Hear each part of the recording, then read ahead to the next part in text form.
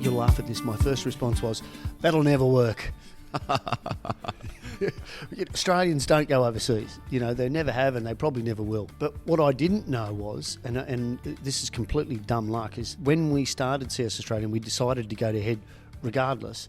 There was something called NCP, which launched about a year later, and OS Help really was the massive game changer. The shackles had come off that. It had been around for ages, but the shackles had come off, and I think that those two pieces of funding mechanism plus a real appetite from the Australian government. I think Australian universities started to really understand the benefit of sending students abroad within their internationalisation strategy and all the upside for the students, for the universities, for internationalisation. So a lot of those components just came together.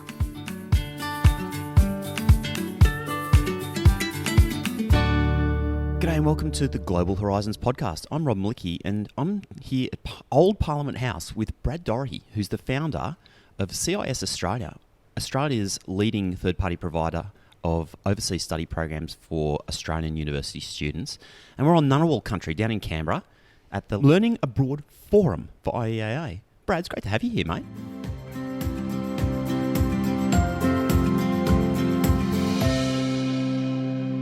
Thanks, Rob. I appreciate it, mate. It's a bit of a, you're from Sydney, I'm from Queensland, and here we are in Canberra. Recording a podcast. Speaks volumes of learning abroad, doesn't it, really?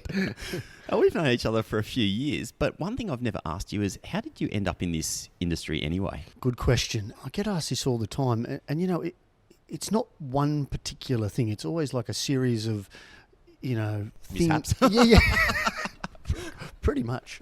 But a series of things that just happened totally by chance. So randomly, I was working in a bank, decided to go to uni. Had enough of the bank. The bank opened up a branch at the University of Newcastle at exactly the same time. They sponsored an international student group and said, Brad, can you look after it? I had no idea what I was doing.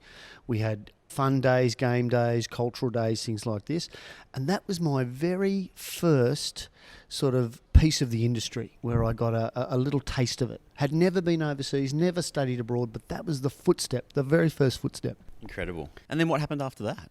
Then that led to I got involved in a few different student groups, the Hunter Committee for Overseas Students. I got a cultural scholarship from the university. All this sort of just flowed. There was no sort of strategy behind it at all.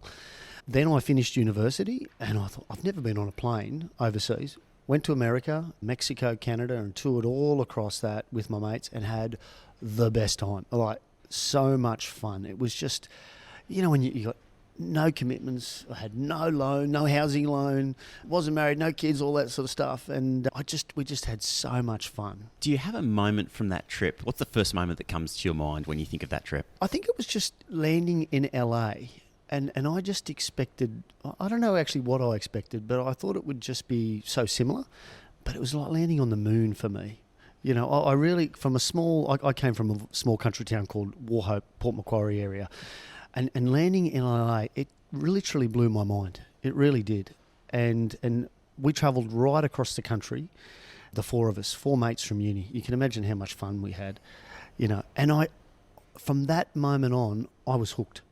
I was travel. All I wanted to do, from the moment I got back to Australia after that 4 months, all I wanted to do was go back. It's all I wanted to do, and that hasn't changed since. And so then, how did you manage to go back? Because you ended up spending quite a few years in the States, didn't you? I did, yeah. Came back, again, fell into a job at the University of Newcastle International Office, but I was a coordinator, study abroad and exchange, did a bit of student support, that sort of thing. And then a job came up in Colorado with a company at the time called Australearn. Oh, okay, Australearn, cool, yep. Yeah, and so I put my hand up, got the job, landed in Denver, and that's all I wanted to do was just be back in the States, or overseas. And I was there about 2.5 years, I think, and I just loved it. I really enjoyed it. I went to every state in America, most of them multiple times. I visited hundreds of American universities, got to know some great people, really, really good people, and never regretted a second of it. So are we talking like late 90s, early 2000s? Is it kind of around that time period? Yeah, mid to late 90s. Mid to late 90s? Yeah. Some people, I remember, I started at Macquarie Uni early 2000s. Yep. And it was almost like the golden age of study abroad. I've heard people describe it as like the golden age of study abroad. Right, that period where like Australia was just kind of hitting the map all over the place. Yes. And then the Olympics happened. Yes. And everything went nuts. Yes. Did you guys feel that too? Yeah, I did feel that a lot. I sort of felt like I wasn't in the first wave of sort of Australian recruiters that went abroad to really break those boundaries down in sort of the early 90s. I was almost the second wave. But I really benefited from guys like Tony Adams, John Stevens, all these guys that had been around, Stephen Connolly, John Maloney's, all these guys, industry people that had been around for many, many years. And I huge benefit from that. And, then the Olympics came along, spurred all that interest in Australia and many other things. And so I just sort of went with that wave and rode it for many years in that recruitment space for probably best part of 10, 15, maybe 20 years. So what then led you from there to ending up founding your own organisation or co-founding your own organisation to do study abroad here in Australia? Yeah, and being crazy enough to do that, right? As you would know. Yeah. It is a kind of crazy move. It is. For those out there who are thinking about it, be careful. But in all seriousness, so after the States, I came back. I worked at Bond. I worked at Griffith with Navitas, and Navitas was wonderful. Really enjoyed that sort of. I think it was about 9 years all up, but after that, I just found that I was sort of doing a lot of the same. It was recruitment, and I'd done recruitment for many years. So took a year off with the encouragement of my wife, who just gave me that backing and said, look, if you really need a bit of time out because, you might be a bit burnt out and you need something new, didn't have anything to go to, so I just took a year out. During that year of sort of doing a bit of consulting and bouncing around with nothing in particular, spending my time with the family, had 2 kids, Jeff Palm reached out to me from CS Abroad, who I'd known for many years, one of the greatest individuals I know, but certainly from a work perspective, probably one of the most professional and experienced individuals in international ed as well. And he sort of tapped me on the shoulder and said, hey, what are you doing? Here's an idea. What about CIS in Australia? You'll laugh at this. My first response was, that'll never work. Australians don't go overseas. They never have and they probably never will. But what I didn't know was, and this is completely dumb luck, is when we started CS Australia and we decided to go to head regardless, there was something called NCP, which launched about a year later, and OS Help really was the massive game changer. The shackles had come off that. It had been around for ages, but the shackles had come off, and I think that those two pieces of funding mechanism plus a real appetite from the Australian government. I think Australian universities started to really understand the benefit of sending students abroad within their internationalisation strategy and all the upside for the students, for the universities, for internationalisation. So a lot of those components just came together.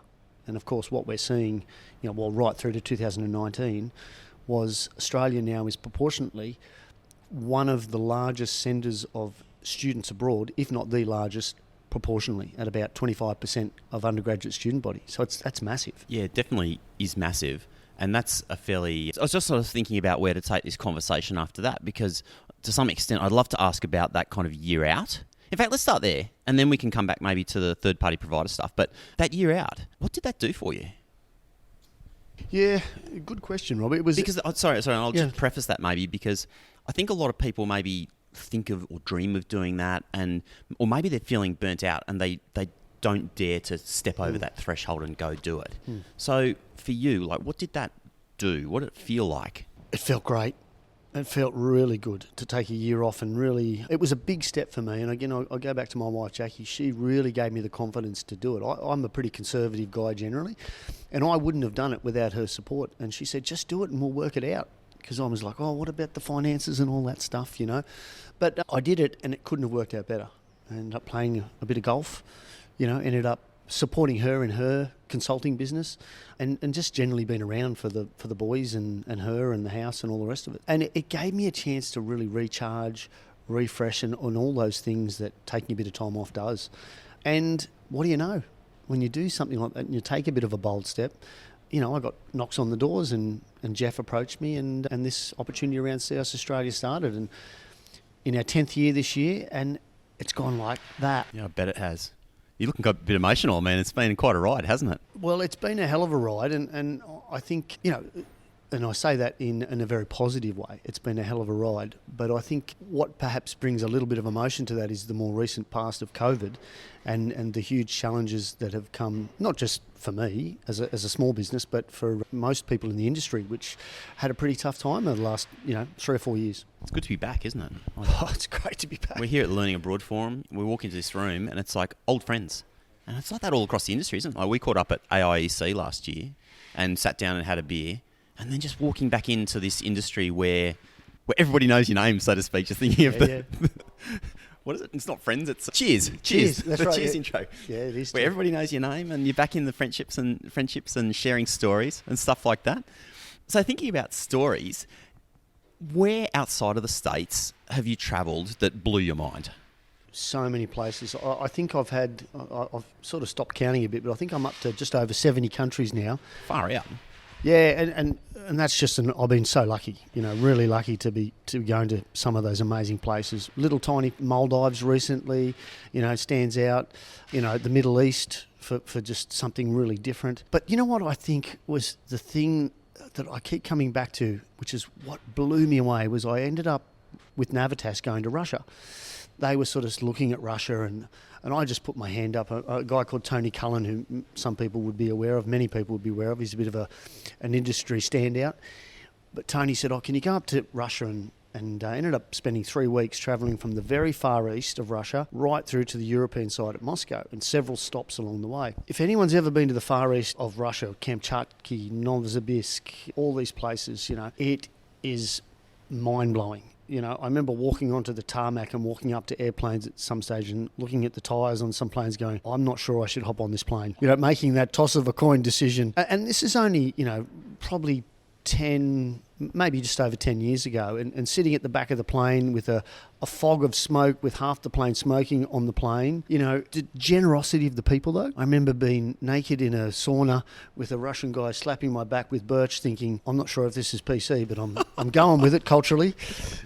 So, and I've been given tubs of caviar, drinking vodka at 9 a.m. in the morning because that's what you did in Russia to, connect with your colleagues or your courting at the time. So, hell of a ride, I can tell you. So funny, isn't it? The world's full of all these incredible cultural twists and turns. And yeah, I don't know how I deal with the 9 a.m. vodka, to be honest, but you got to do it. I've heard stories that if you're not part of that crowd, it can be very challenging to break down barriers. So sometimes you got to do what you got to do. Yes. I'm not sure I enjoyed the vodka at 9 a.m., but I did it.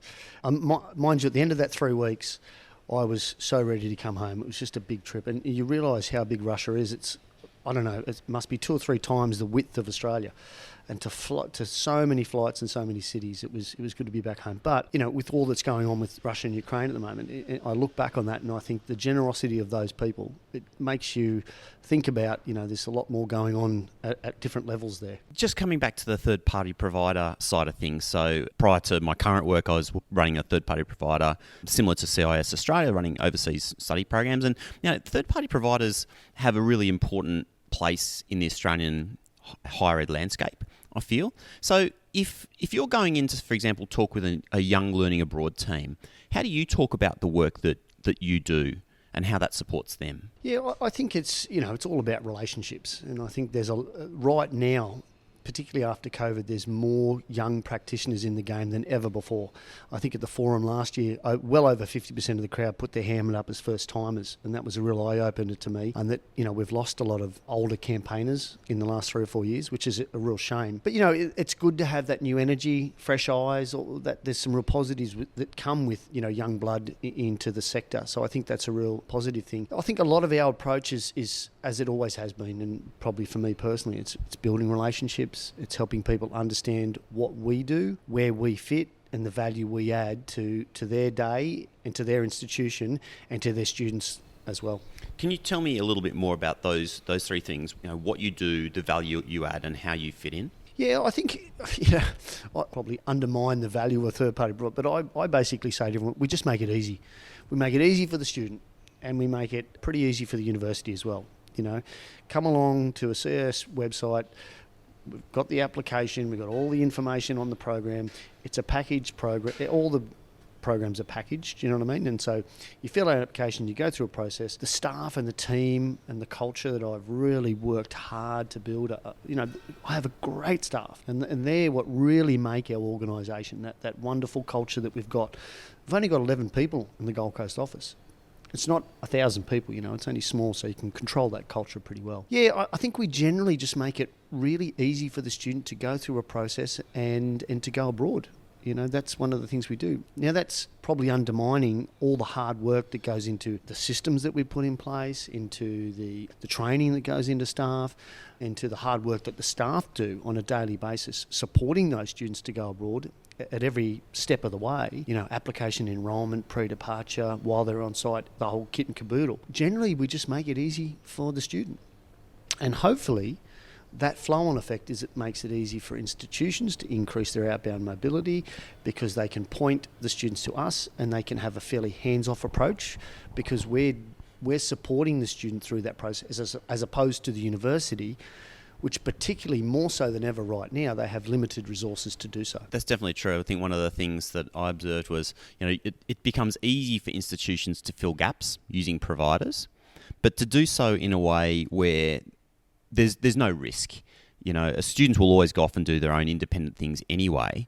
So those situations where you've got an agreement with a third-party provider, it's somebody that's trusted, where the due diligence has been done, the risk management is taken care of, just provides that framework that gives safety and security to learning abroad staff, that things are being done well, students are having a great experience, numbers are going up, not creating more work for an institution, and everything's being ticked off, rather than just the student kind of disappearing off into the ether, having an independent experience somewhere. Well, that's it. There's a lot that goes into it, and you mentioned the agreements. The fundamental building blocks as to how we as a third party and the university work together. I think that's critical. We talked about the process of getting a student abroad, and more so than ever, the spotlight really came on risk during COVID.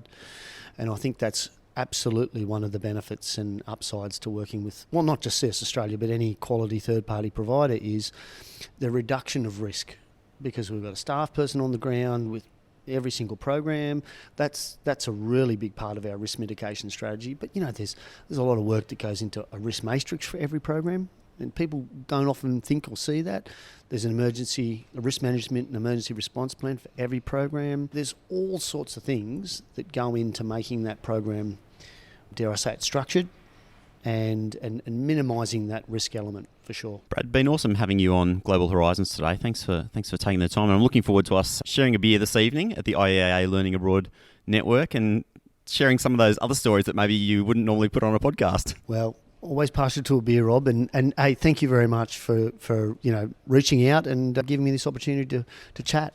It's really enjoy it. And you yourself are doing a great job in this space as well. So thank you. Appreciate that, Brad. Today's guest has been Brad Dorahy, the co-founder of CIS Australia, Australia's leading third-party provider of independent programs for Australian students to go and study overseas. Thanks for your time, Brad, and we'll see you on the next episode of Global Horizons. Have a great day. The Global Horizons podcast is brought to you by the Global Society, Australia's learning abroad support company. For about 10 years, the Global Society has been supporting Australian learning abroad teams with technology, training, consulting, strategy, marketing, you name it. We all know that learning abroad is time-consuming and complex, so if your team could use a little bit of extra support, reach out to the Global Society, globalsociety.com.au. Today's episode was recorded on Garigal land in Sydney, and we pay our respects to elders, past, present and emerging. Thank you. See you next time.